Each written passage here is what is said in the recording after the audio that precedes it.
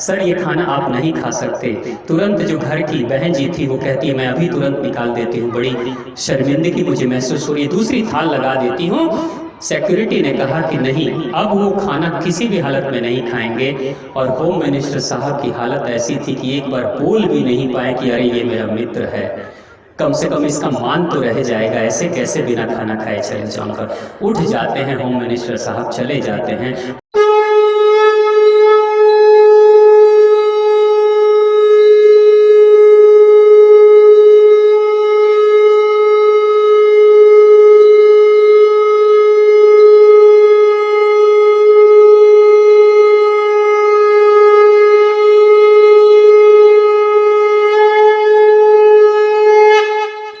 ओम श्री कालिके शुभदेवी सूर्यकूट निवासने रक्षमार्त महामाय विश्वरूपे नमस्तुते।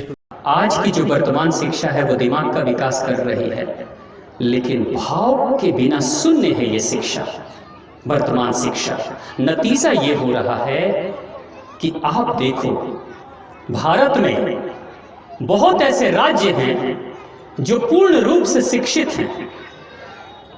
भारत में सबसे शिक्षित राज्य अगर कोई है तो केरला है, 100% शिक्षित। दिल्ली है, मुंबई है, कोलकाता है, बड़े बड़े मेट्रो सिटीज हैं जो पूर्ण रूप से शिक्षित हैं।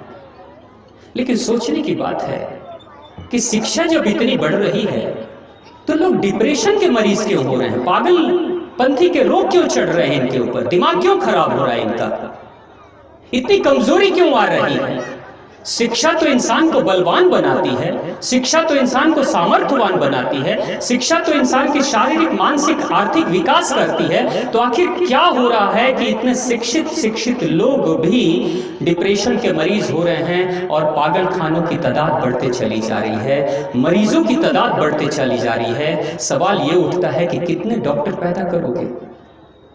25 लाख के आसपास डॉक्टर हैं अभी भारत में, बहुत होंगे तो 30 लाख रजिस्टर्ड डॉक्टर भारत में। और भारत की आबादी आपको पता है, जिस स्पीड से ये शिक्षा बढ़ रही है, वर्तमान शिक्षा सिर्फ दिमाग की शिक्षा है, ये दिल की शिक्षा नहीं है। दिल शून्य किया जा रहा है, भावहीन बनाया जा रहा है इस शिक्षा में। बस किसी भी तरह से पैसे कमा लो, किसी भी तरह से बड़े आदमी बन लो, और बड़े पदों पे अधिकारी जब बन जाते हो तो नीचे वाली आम जनता को कीड़े मकोड़े की तरह समझना शुरू कर दो। यही है आज की शिक्षा की धरोहर, आज की शिक्षा यही सिखा रही है लोगों को। बस पद पे चले जाओ, पद पे जाना ही अंतिम मकसद है, लेकिन सेवा करने का कोई भाव नहीं आ रहा है।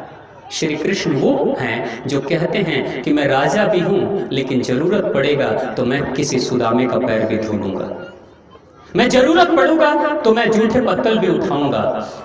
श्री राम ये कहते हैं कि मैं राजकुमार हूं, मैं राजा भी हूं। दो राजघरानों को पैदा किया उन्होंने, बाली को हटाकर सुग्रीव को बना देते हैं और रावण को हटाकर विभीषण को बना देते हैं श्री राम। लेकिन वही श्री राम सबरी के जूठे बेर बिछाकर खाते हैं। कोई राजा खाएगा, राजकुमार खाएगा? कभी नहीं खाएगा। मैं आपको एक बात बता दूं, एक होम मिनिस्टर की बात, नाम नहीं बताऊंगा। भारत के होम मिनिस्टर के मित्र ने अपने घर पे बुलाया था, होम मिनिस्टर बन गए, मित्रता से, मित्र को प्रेम है, मित्र ने बुलाया कि एक बार मेरे घर पे आ जाओ, मेरी भी थोड़ी इज्जत बढ़ जाएगी। भारत का होम मिनिस्टर आएगा तो सोचो कितनी इज्जत बढ़ेगी। तो इसने भी कह दिया चलो मैं आऊंगा, चले गए।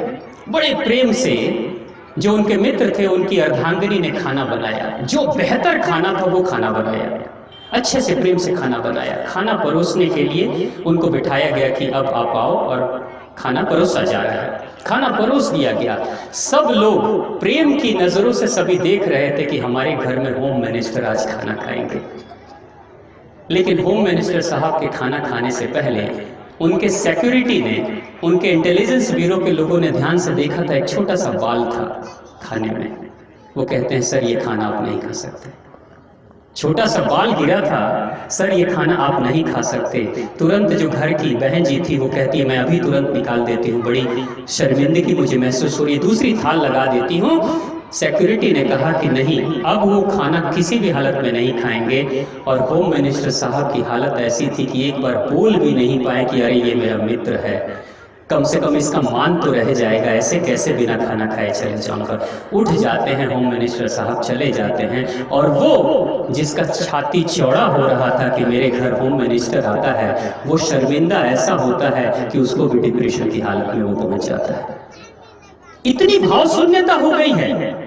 आप बड़े अधिकारी हो गए तो आपका दिल काम नहीं कर रहा है, ये भी नहीं समझ पाए, एक बार इतनी भी हिम्मत नहीं जुटा पाए कि कह देते ये मेरा मित्र है, मालिक मैं हूं, ये मेरा मित्र है, मैं खा के जाऊंगा, आया हूं खाने के लिए, खा के जाऊंगा। ये है आज की वर्तमान शिक्षा। मस्तिष्क का विकास तो कर रही है, भाव शून्य बना रही है ये शिक्षा आज की। तो बड़े अधिकारी बना दोगे, डॉक्टर बड़े बड़े बना दोगे, लेकिन साथ में बड़े बड़े पागल खाने भी खोलने पड़ेंगे आपको, बड़े बड़े हॉस्पिटल भी खोलने पड़ेंगे आपके। कितने हॉस्पिटल खोलोगे, कितने डॉक्टरों को पैदा करोगे? जब धीरे धीरे ये पूरी की पूरी शिक्षा इंसान को हृदय शून्य बनाती चली जाएगी, भाव शून्य बनाती चली जाएगी, तो क्या करोगे पढ़ाई करके? अरबों खरबों के स्कूल कॉलेज और यूनिवर्सिटीज खोलोगे, लेकिन पागलों की जमात खड़ी होगी इस देश में, इससे ज्यादा कुछ नहीं होने वाला है। ये पागल वो खड़े होंगे आने वाले समय में जो सूट बूट पहनकर, बढ़िया कोट टाई पहनकर घूमेंगे, लेकिन देश के दुश्मन होंगे। और स्विट्जरलैंड जैसा देश जिसकी अपनी घड़ी की इंडस्ट्री भी बंद हो गई थी, वो स्विट्जरलैंड जैसे देश को अमीर बना देंगे ये लोग। बड़े बड़े घोटाले करेंगे पढ़े लिखे और जाकर दूसरे देशों को अमीर बनाएंगे। आप जरा सोचो, इस देश में जो बड़े घोटाले होते हैं कौन सा किसान करता है? कितना करता है किसान? एक किसान अगर बहुत बेईमानी कर लेगा तो 50 रुपए 100 रुपए की बेईमानी करेगा, इससे ज्यादा कर सकता है क्या? लेकिन भाव शून्य वर्तमान शिक्षा पद्धति से पढ़ा लिखा इंसान अगर घोटाले करता है तो अरबों खरबों के घोटाले कर डालता है। क्या करोगे पढ़ाई करा के? भाव शून्य होकर पढ़ाई अगर करा भी देते हो तो सर्वनाश की तरफ ही बढ़ रहे हो।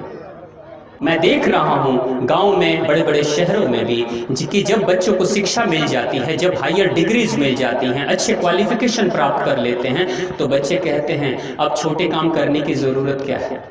किसान का बच्चा अगर पढ़ा लिखा हो जाता है तो किसी भी हालत में हल नहीं उठा सकता। ये शिक्षा है? ये शिक्षा नहीं है, ये अहंकार है। भगवान श्री राम के बारे में एक प्रसंग आता है कि जब ताड़का वध के बाद वो जाते हैं जनकपुर के लिए, तो बीच रास्ते में माता अहिल्या का आश्रम मिला था।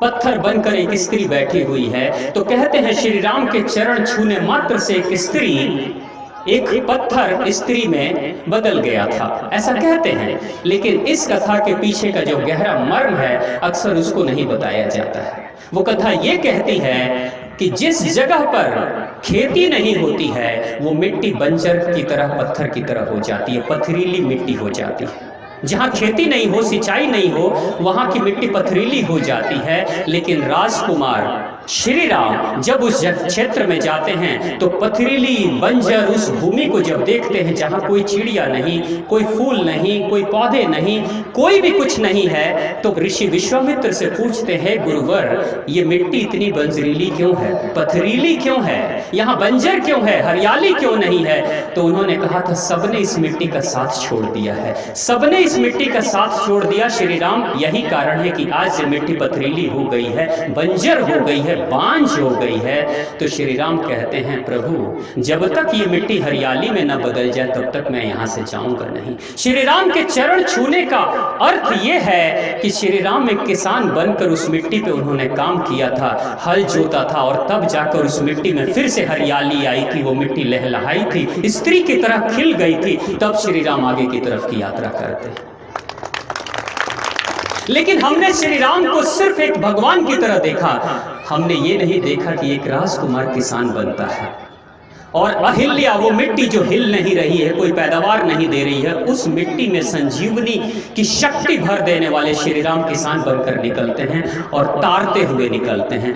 तो हम आज की शिक्षा में क्या हो रहा है, जब हम पढ़े लिखे हो जाते हैं तो हम किसानी नहीं कर सकते हैं। एक बच्चा अगर मोची का बच्चा है, बहुत पढ़ाई कर लेगा तो फिर मोची का काम तो बिल्कुल नहीं करेगा, बढ़ई का बच्चा बढ़ई का काम बिल्कुल नहीं करेगा। जबकि आप देखो इस दुनिया में भारत कि गुलामी से पहले, भारत जब गुलाम था उससे पहले 600 तरह के रोजगार के संसाधन उपलब्ध थे यहाँ पे। हर इंसान, चाहे वो नाई का काम करता हो, चाहे मोची का काम करता हो, चाहे वो हल जोतने का काम करता हो, चाहे कृषि का काम करता हो, चाहे वो पशुपालन का काम करता हो, सभी गौरवान्वित महसूस करते थे। इसलिए श्री कृष्ण को गौपालक हम बोलते हैं। राजा हैं, राजकुमार हैं, द्वारकाधीश हैं, लेकिन गौपालक भी बोला गया है, यानी पशुपालक हैं श्री कृष्ण। और उनके भ्राता बलराम को हलधर बोला गया, जो अपने कंधे पे हल रखकर चलता है उसको हलधर, यानी बलराम कौन है? किसान है।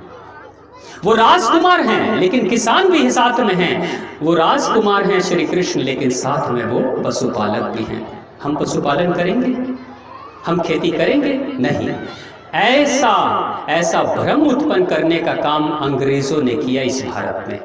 नहीं तो हमारे पूर्वज जो थे वो बार बार यही कहते थे, मेरे बाप दादा चाहे कैसे भी हों, मैं क्या हूं मेरे लिए सबसे ज्यादा महत्वपूर्ण है। और शिक्षा का अर्थ ये होता है कि मेरे व्यक्तित्व का पूर्ण विकास हो, निखार हो, जितनी भी शक्ति और क्षमताएं मेरे अंदर हैं वो सारी निखर कर सामने आए, तब तो शिक्षा पूर्ण होती है। नहीं तो अगर सिर्फ मस्तिष्क का विकास हम कर देंगे तो विनाश हो जाएगा।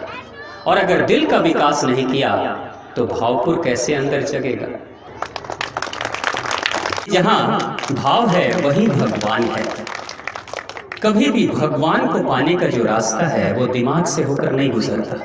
भगवान को पाने का जो रास्ता है वो हृदय से होकर गुजरता है। जो दिमाग से जाते हैं मंदिर में वो पूजा पाठ करते हैं, कर्म कांड करते हैं, मंत्र जाप करते हैं, दान चढ़ावा चढ़ाते हैं, प्रसाद भी लेकर आते हैं, लेकिन प्रेम से, भाव से पूजा करने वाला अपने कर्मों के माध्यम से कोई संत रैदास अपने ही कठौती में गंगा मैया को बुला लेता है। ये उसका भाव है, वो उसका पवित्र भाव है। वो पढ़े लिखे नहीं थे लेकिन हृदय इतना सक्रिय था उनका कि इस जमीन की जो एक महारानी थी मीराबाई, राजस्थान राजघराने की जो रानी थी, वो पैदल चलकर संत रविदास के पास पहुंचती है, पूछने के लिए उसका पता जिस कृष्ण को वो ढूंढ रही थी, उसका पता पूछने के लिए कि आप ही बता दो। हृदय जरूर जागृत होना चाहिए। मस्तिष्क अगर किसी का आपने जगा दिया तो उसके अंदर छल कपट, एक दूसरे को हराना, पराजित करना, खुद को आगे बढ़ाना, दूसरों को पीछे ढकेल देना, ये सब कुछ वो इंसान सीख लेता है। लेकिन जिसका हृदय जागृत हो जाता है वो खुद तो बढ़ता है लेकिन दूसरों को भी कुछ धक्के मार के आगे बढ़ाने की कोशिश करता है। ये जरूर करना आप।